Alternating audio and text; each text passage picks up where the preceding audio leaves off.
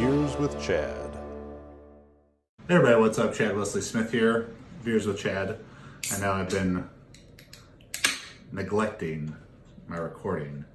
Best beer, my favorite beer, Alpine Duet. Cheers.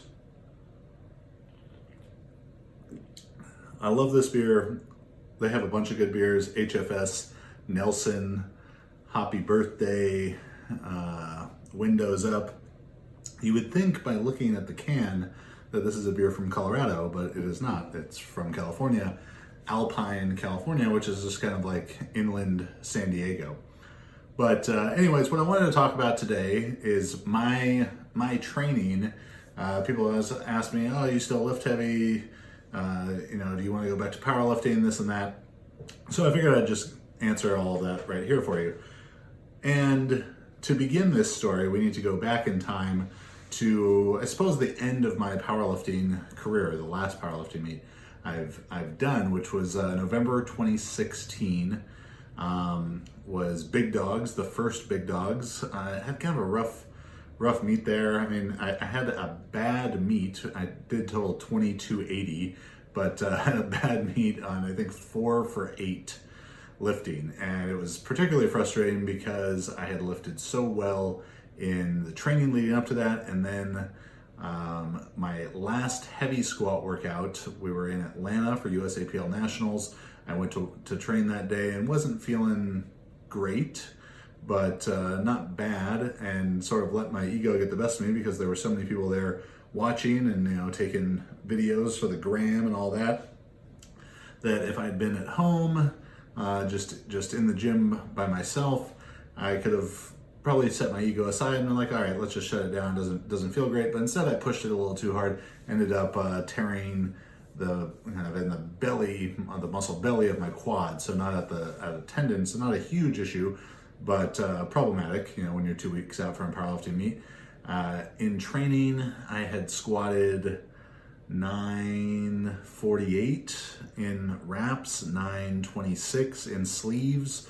Prior to that, my best in wraps in training was 915. At a meet I went on to squat 970 at, so I'll let you extrapolate the numbers there of what I thought I was in shape to do. Anyways, did that meet, and I was like, oh, that was so frustrating. Like, I'm so much stronger than I showed today. Let's turn around and do another meet soon. Let's do LA Fit Expo, which was probably about 10 weeks after. So I take kind of a week easy and then start ramping up. 1 hard week, 2 hard weeks, feeling good. Then everything, starts to hurt. Because even though I sort of went into that meet hurt, anytime you're lifting that heavy of weights, and I still squatted, 925 or 926 there, like 425 kilos. Even if you come out of the meet like uninjured, you're still not really healthy. So I had a couple of good weeks of training, and then started to fall apart with that. And I was like, okay, I can't do this meet. I was just very frustrated with powerlifting. And you can ask Marissa or ask Max or anyone. I'd been saying, I probably did 4 meets in a row that I said that this is my last meet, and I kept doing it. And it's hard to say that I enjoyed powerlifting or didn't enjoy powerlifting. I'm not really sure, to be honest, how to classify my feelings about it, because I was very passionate about it while I was doing it, and like almost obsessed with it to some degree, but probably didn't do a great job of enjoying the process of preparing for meets as much as I did enjoy competing. And the same could be said for my track and field career, and the same could be said for playing high school football, and so on and so forth, is that I enjoyed the end result, the competition, a lot, but not always the process for it. So anyways, now we're in 2017. I'm disillusioned with powerlifting, very, very busy, stressed with the business of Juggernaut, running Juggernaut HQ, which is the last gym that we were running, the last gym I will run, and a gym that I never intended to run in that iteration, but that's a different story for a different day, which maybe we'll cover sometime. So I was maybe training once, twice a week, eating whatever I wanted, drinking too much, a lot of things like that, not in great shape. So move on to the end of towards the end of 2017, we're moving out of that facility, lease is up, get to wash my hands of that and go back to doing all work on the internet, creating content, all that stuff, which I really do enjoy doing. And decided at that point, all right, let's start training for jiu-jitsu, because I had known all these jiu-jitsu professors, the guys who run the schools, from coaching them for strength and conditioning. So start training jiu-jitsu at Gracie Barra and lifting as hard as I could. I suppose with a lot of new movement patterns, a lot of stress to the low back, to the hips, flexion, rotation, a lot of new stuff. So having really a hard time squatting hard at all. I could bench decently, and I think there I'm still weighing 350, 360 at this time. And, squatting in the 700s, benching 500. Well, sorry, right off the bat, when I started getting back into training heavier after I hadn't for several months and starting with jiu-jitsu, like squatting 180 kilos was really uncomfortable because my back was just so messed up all the time. So, but some time goes on and I adapt and I can start lifting heavier again. And I think I remember squatting like 300 kilos for 5, benching over 500, but still heavy, enjoying doing jiu-jitsu, training 2-3 times a week. And then we get to about a year into jiu-jitsu, and I thought to myself, I was like, I'm feeling pretty strong right now. Like, again, benched over 500, squatted in the 700s in just a belt, and I was like, maybe I got one more. Maybe I got one more meat in me. So, and I'm keeping this all only to myself. Marissa knows, Max knows, but a very small circle of people knew that I had plans to do another meet, which would have been the 2019 LA Fit Expo. So now we're in about October 2018. So I get the prototype version of the RP Diet app, and I said if I do another meet, I'm going to do it as a 308, a weight that I hadn't weighed at this point now since hadn't done a 308 since 2011. Probably hadn't weighed that since early 2012. And I'm going to do it no belt, no sleeves, no wrist wraps, walked out, self handoff, all that, which I'd done for one other meet where I totaled 955 kilos, just over 2,100 pounds. And I said, I think I could do 1,000 kilo total, 2,200 as a 308 with nothing. That was kind of the goal in my head, that would be the ultimate to do that. So I start training. And at this point I hadn't deadlifted probably for 18 months just because I don't really like to deadlift. So when there wasn't powerlifting forcing me to do that, I wasn't trying to do it. So I get back, I remember squatting 700 for a double, no belts or anything. I'm dieting well, body weight's getting down from 350, 340, 330. And then in December 2018, I remember doing a pretty hard workout, deadlifting 660 for 5, something like that. And later in the day, feeling my stomach, and I'm like, man, there's something there. Not pain, but a nodule, if you will. And so a couple days later, I'm supposed to do a heavy squat, and I was just like, there's something wrong. I know there's something wrong. So I see Dr. Quinn, and I was like, hey, what is this? And he's like, it's probably a hernia. And so at that point, I'm like, oh man, I'm not going to do the squat workout because I don't need my intestines shooting out my belly button. And I guess with that, there goes the comeback powerlifting meet idea. But it's like, the diet's going great. Let's get this hernia surgery. Let's get back to doing jiu-jitsu, because I was still training jiu-jitsu even with the hernia, and it wasn't really bothering me. But I figured it'd be better to get it fixed now while it's really small, and I could have a short recovery rather than waiting until it becomes really problematic, maybe even an emergency situation. So I was like, let's just get it fixed while it's small. So that's now we're January 2019. Get the hernia surgery, back on the mats, probably 2 weeks later, just doing individual solo drills up and down the mats. Week after that, some light drilling. Week after that, some specific training. 4 weeks after the surgery, I'm back full training. 3 weeks after that, get my blue belt. 2 weeks after that, or maybe, flip that. 2 weeks after I'm back to full training, get my blue belt. 3 weeks after that, compete at Pan Ams. End up taking third at Pan Ams.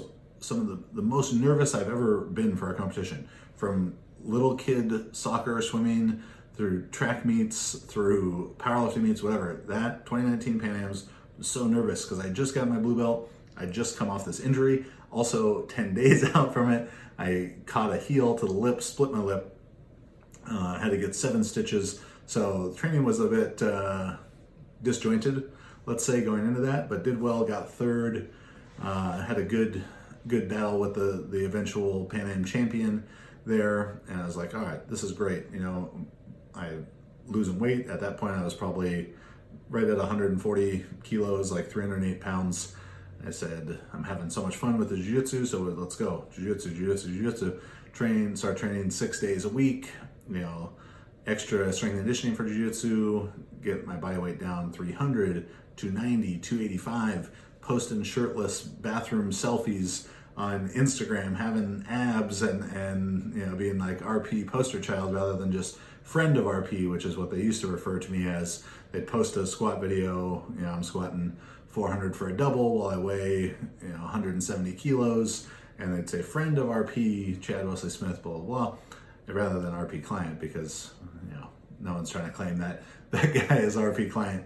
But really enjoying that and having some good training, lifting fairly hard, not squatting or deadlifting hard, but benching hard and doing like the belt squat in my garage, pushing that, because I was still, you know, worried about the hernia. And I was like, I don't have to squat for jiu-jitsu. You know, if it was a squatting contest, I would have won. I could beat all the jiu-jitsu guys at squatting, but I need to beat them at jiu-jitsu. So I go from December 15th of 2018 to about June 15th of 2019 with no barbell squats. That 6-month period of no barbell squatting is, or 7-month period, I guess, would represent the longest time I had not squatted with a bar on my back in, I don't know, 15 years or something. So I start back squatting, and I'm gonna be very conservative because I don't want to cause another issue with this hernia. But my legs were strong because I'd been belt squatting 2-3 times a week this whole time, belt squatting up to maybe 270 kilos on the Rogue Rhino belt squat for like 5 reps. So my legs were strong, but I started out squatting just 100 kilos, 5 sets of 5. The next week, 120, 140, 160, 180, 200. And at that point, I was like, okay, you know, we're probably fine. And 2-3 weeks after that, I think I squatted 260 for 5. And I'm weighing low 280s. So about, you know, 129 kilos, 128 kilos, close to, you know, the best shape I'd been in at least 10 years, since my senior year of college.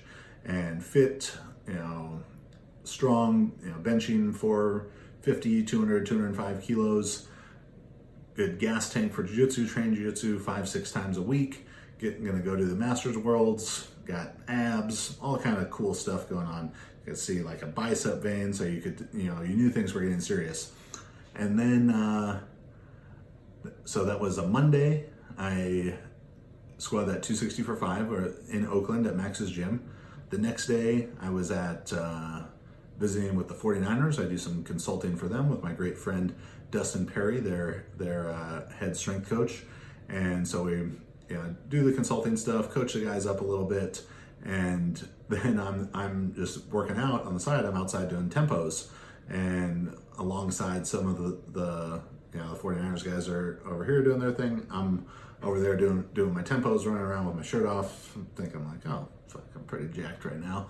And maybe the highlight of my athletic career is when some of the 49ers players asked Dustin, like, oh, who's this guy? Like, is he on the team now? Is he playing nose guard? And I was like, yeah, they think that I could be an NFL player. This is awesome. That's a Tuesday. Fast forward to that Friday. I go and train up at the then Mamba Sports Academy, now just Sports Academy in Thousand Oaks, which is about, let's call it 100 miles north of where I live, 80 miles, somewhere in that ballpark. Good day of training, squat like 500 for 5, nothing, you know, I've squatted 500 for 20 before, so it's not like that's a drastic thing. Train some jiu-jitsu with the guys up there, good solid training, nothing out of the ordinary. I get in my truck to drive home, about 3.5 hour drive with Friday afternoon LA traffic, and I'm driving home. I was like, oh man, my back's tight, and just figuring that's a long drive, whatever. Get home, still back tight. Next morning, wake up, still feeling real tight. I was like, okay, I'll just do the fundamentals jiu-jitsu class instead of the competition training today. So easier training, do some bird dogs, all that stuff. Okay, not bad. Sunday, wake up, it's still tight. I was like, okay, I'll just sort of lay around today. So if you were like me growing up, cereal was probably your favorite breakfast food as a kid. And then as you grow up, you're like, man, this is like just a bowl of sugar and carbs. I probably shouldn't eat this. And as I've been trying to slim down, be a little bit healthier. I've needed a different routine, but still something that tastes great. And then we found Magic Spoon. So Magic Spoon is supporting the podcast, and I'm very happy that they are, because they are great, amazing tasting cereal in cocoa, fruity, frosted, blueberry with 0 sugar, 11 grams of protein, only 3 net grams of carbs in each serving. So kind of whatever diet you're trying to do, it's keto friendly, it's gluten free, it's grain free, soy free, low carb, and GMO free, but definitely not taste free. My favorite is the fruity. I'll even, as I've been trying to kind of keep my carbs lower, trying to lose weight, I'll eat that as a good post-training thing, or sort of a lighter breakfast if I'm training early in the morning. So go check out Magic Spoon. Great tasting, healthy cereal, low sugar, good amount of protein, low carb. So you can go to magicspoon.com/juglife to grab a variety pack and try it today. Be sure to use our promo code JUGLIFE at checkout to get free shipping. And Magic Spoon is so confident in their product, it's backed with 100% happiness guarantee. So if you don't like it for any reason, they'll refund your money, no questions asked. That's magicspoon.com/juglife and use the code JUGLIFE for free shipping. So lay on my ass all Sunday, wake up Monday morning, numb from my right ass cheek to my right big toe, could not elevate my right heel off the ground 1 centimeter. I couldn't get myself up on my toe. Numb, dull, aching, shooting down the leg, fucking terrible pain, sciatica. Never had it before. I'd had herniated discs at this point for 6 years that I know of, and never had any kind of radiating pain like that.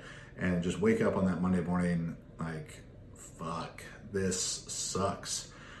So, just laid up that day. Then the next day I was like, let me try and go to jiu-jitsu, and it would feel a little bit better when I'd get warmed up and go, and then get home and it was worse. And then, so that process goes on for 3 weeks. And that process goes on for 3 weeks. And I'm like, okay, this is not sustainable. Like, it's getting worse. I can't live like this. Like, even going to drive, get in my car for a 10-minute drive was so like daunting, because I knew that sitting position was going to be so miserable. And so I end up getting a couple epidural shots, one in September, one in November. Okay, I'm feeling good. This helped. No pain, no restriction, feeling really like not trying to lift super heavy, still just benching hard, belt squat, training jiu-jitsu, all the training's going good.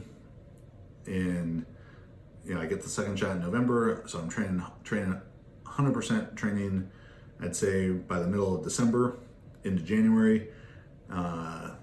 Then the last Saturday of January, I'm training jiu-jitsu. I have a pants grip on the guy, and he kicks his leg to break the grip and kicks it right into this pinky.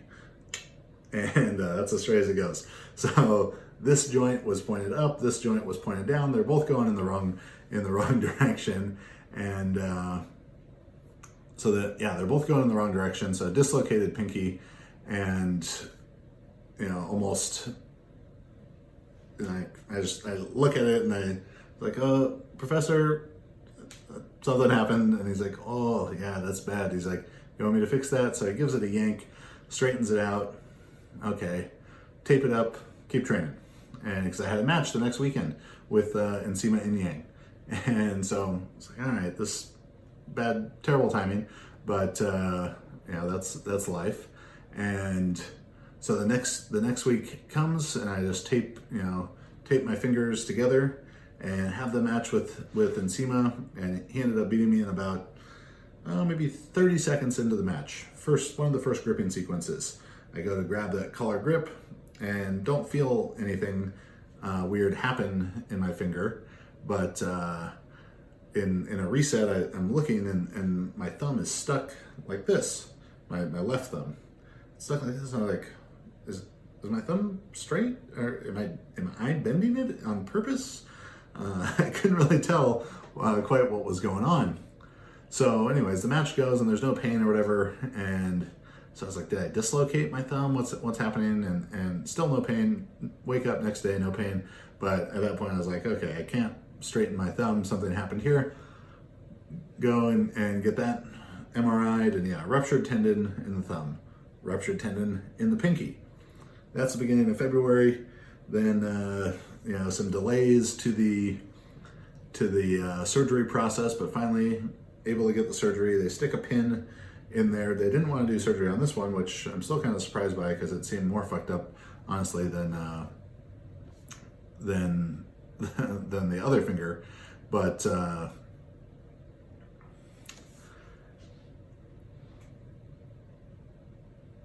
at this point, I have two fucked up hands. I can't, this finger's got a pin in it. This finger is still weak, like it's detached tendon, dislocated, all bad. And then, so I was like, no jiu-jitsu, I can't really lift because I can't hold anything. And it's just a bad situation. Then a couple weeks later, COVID. Everything gets locked down. So by the time I could get back to doing jiu-jitsu, I couldn't because it was closed. So that kind of brings me to the current training that I'm at. It has been the most weird injuries. Like I've gotten injured before where I'm like, yes, what I did was dumb. But the sciatica and the fingers, I was just like almost freak accident kind of things. Like, yeah, I can look back at the sciatica and be like, I guess I just started going too heavy, too fast relative to what I'd been doing. I think that my legs were much stronger than my trunk because of the belt squats. So just had this really disjointed kind of training. So what does my training look like right now? My training right now looks like kind of whatever I'm interested in, whatever sounds fun for the day. My regular week is lifting 3 times a week, doing some kind, one session is some kind of squatting and some kind of benching with some accessory work. The next session is some kind of pulling, upper body pulling, and some kind of hip hinging with, some accessory work. And I just alternate those Monday, Wednesday, Friday, Monday, Wednesday, Friday. Do some tempos on Tuesdays and Thursdays. Train jiu-jitsu 2-3 times a week. Golf, the driving range, or playing 2-3 times a week. I want to start getting into some Muay Thai stuff, like just for fun, not to be an MMA fighter. So that's sort of the gist of the whole thing, I guess, is that I don't really have an interest at this point to compete in anything, to be honest. Like, yeah, I'll probably compete in jiu-jitsu some more, but like my grips are so much weaker now, and I'm really hesitant to like just really grab the gi hard with these fingers messed up. Like this finger still don't bend right. I can't bend the joint like this. I can only bend the whole thing. And so it's very, I'm training for one of the first times in my life just for fun. I'm doing some training things that I feel like, yeah, that'll help with my jiu-jitsu, and some training things that I'm like, yeah, that might help me swing a golf club harder, and some training things that are like, that might just help me feel better, and some training things like that might just help me look better and live better. And that's really what my training is like now. I don't have any intent to go back to competing in powerlifting. Will I compete in jiu-jitsu some more? Sure. Probably as a master's. As I was competing as an adult before, though I could have been in the master's division. I'll probably just compete as a master's. Right now, I'd consider myself a professional hobbyist. And for someone who went from being a professional level shot putter to a professional power lifter, whatever that means, to a professional strongman, and then for a short time training like I was a professional jiu-jitsu competitor, now I just want to have fun and be a professional hobbyist. So that's what I'm doing. That's my plan. So no, I'm not going to go back and do another powerlifting meet at the level that I tried to powerlift before, where that is an all-encompassing, all-consuming aspect of my life. If I feel good, my body feels good, and I'm feeling strong, and I see a powerlifting meet that's in a month or 6 weeks, and I'm like, hey, that sounds fun. Let me go and try that. Let me give that a shot again. Maybe I'll do one. I'm not saying that is my plan, but maybe I could foresee a world where that happens, though I don't really plan on it. I'm just trying to have fun, to feel better. When I was doing great on my RP dieting stuff, and then when I hit this situation of no healthy hands to really be able to lift, plus the other kind of training I like to do, sprinting, jumping, that kind of stuff, that couldn't really happen because my sciatica was still making my foot kind of dead. It's better now, not 100%, but before, if I would try and sprint, my heel would just hit the ground. Like there was no spring in my right leg. So everything was so limited there that I, like many other people at the start of COVID, was like, how about I just eat whatever I want and drink too much, plus not exercise, which is the holy triumvirate of being out of shape. But got that kind of stuff together. And even a couple weeks ago, I was at a place called Green Cheek Brewing, great brewery here in Orange County, with one of my buddies, as I was drinking a double IPA, eating a double bacon cheeseburger, and he was